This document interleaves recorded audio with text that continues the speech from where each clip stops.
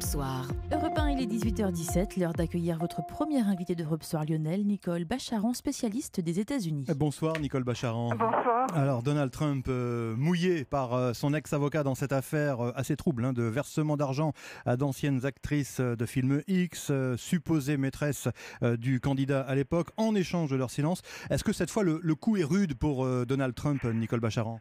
Franchement, c'est une double défaite là, pour lui. À la fois l'inculpation de son avocat, la condamnation de son ancien directeur de campagne.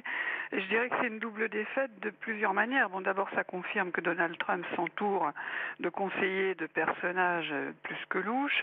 Ça confirme que le procureur Mueller, que Donald Trump voue aux gémonies tous les jours, fait du travail sérieux, obtient des condamnations. Donald Trump se retrouve indirectement, mais tout de même accusé d'avoir gravement violé la loi. Et puis son ancien avocat menace tout simplement de balancer, comme on dit dans les films, tout ce qu'il pourrait savoir de nuisible à Donald Trump au procureur Mueller en échange d'un peu de clémence. Alors donc, on va y revenir dans le détail. Cette histoire d'argent versé donc à d'anciennes supposées maîtresses de Donald Trump, en quoi est-ce un crime ? Ces milliers de dollars auraient dû être intégrés au compte de campagne, c'est ça ? Parce que ces sommes, en fait, pour étouffer le scandale, étaient de nature à influencer la campagne ? Voilà. Alors déjà, quand on dit un crime, c'est un langage américain c'est qui ça. en France peut laisser penser qu'il a tué quelqu'un. Non, c'est pas le cas. Là, ce n'est pas le cas. Mais ce qu'on appelle un crime, une offense criminelle aux États-Unis, c'est c'est une faute pénale grave. Voilà, donc pas une accusation de meurtre. Ces femmes ont été payées pour se taire parce que si elles parlaient, cela aurait nui potentiellement à la au campagne. candidat. Donc c'est considéré comme de l'argent dépensé pour la campagne, et ça par individu, c'est quelque chose qui est limité à 5 400 $ par personne. Donc là, ce sont des sommes de plusieurs centaines de milliers de dollars, donc c'est hors cadre, et qui plus est, ça n'a pas été déclaré, donc il y a une double violation des lois sur le financement des campagnes. Nicole Bacharan, il faut rappeler qui est ce Michael Cohen, ex-avocat donc de Donald Trump, le pitbull de Trump. On disait qu'il se disait même prêt à prendre une balle pour son client. Oui, parce qu'on est vraiment dans un langage ça situe le personnage, de gangster. Et Michael Cohen, c'est un personnage qu'on pourrait trouver dans un film de Scorsese à New York. Il a fait fortune dans des entreprises de taxi extrêmement à la marge, disons.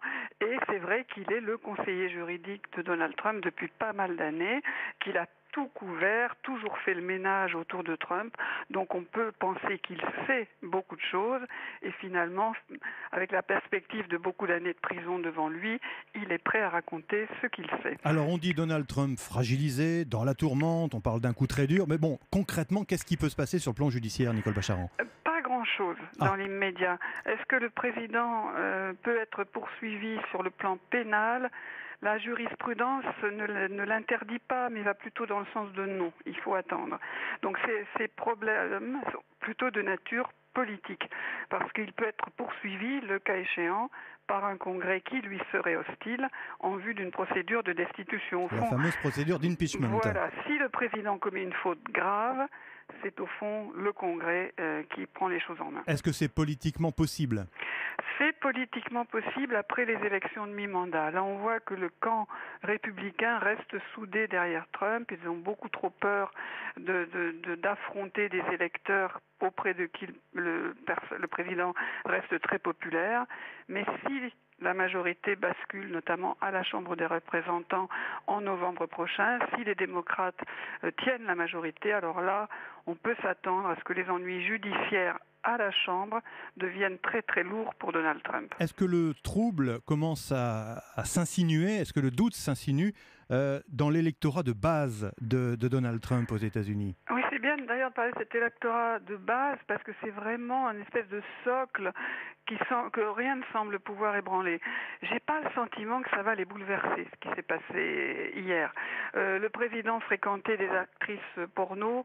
Franchement, je ne pense pas que ça étonne grand monde. Même pour un électorat catholique ou protestant ou traditionnaliste ou de droite, enfin... Vous savez, savez, quand on interroge des évangélistes, donc ces protestants très très militants sur leur affinité avec Donald Trump, ils vous répondront que c'est un pécheur repenti, que les voies du Seigneur sont impénétrables, et ils ne la lâchent pas parce qu'il leur donne beaucoup de choses en échange. Il leur donne des juges qui sont très hostiles à l'avortement, à la contraception, il coupe les financements à des tas de programmes qui impliquent justement avortement, contraception. Donc il reste leur président. Et je ne crois pas que les affaires d'hier vont changer l'opinion qu'ils ont de Donald Trump. Est-ce que le président a menti? Oui, il a menti. Mais en fait, il ment quand même un peu tous les jours. Donc tout ça est assez solide dans cet électorat. Il me semble que l'avenir de Donald Trump pour les élections de mi-mandat va plus dépendre de la mobilisation plus ou moins intense du camp républicain ou du camp démocrate qui est évidemment très très remonté et qui veut en profiter. Et c'est là qu'on aura la première véritable indication, nous dites-vous ce soir, Nicole Bacharan. Ce Michael Cohen, vous l'évoquiez à l'instant, a-t-il d'autres secrets de nature à fragiliser Donald Trump s'ils étaient révélés, ces secrets évidemment? J'ai envie de dire, je serais étonné qu'il n'en ait pas, étant donné la proximité qu'il y a eu entre ces deux hommes dans leurs affaires privées comme dans leurs affaires publiques.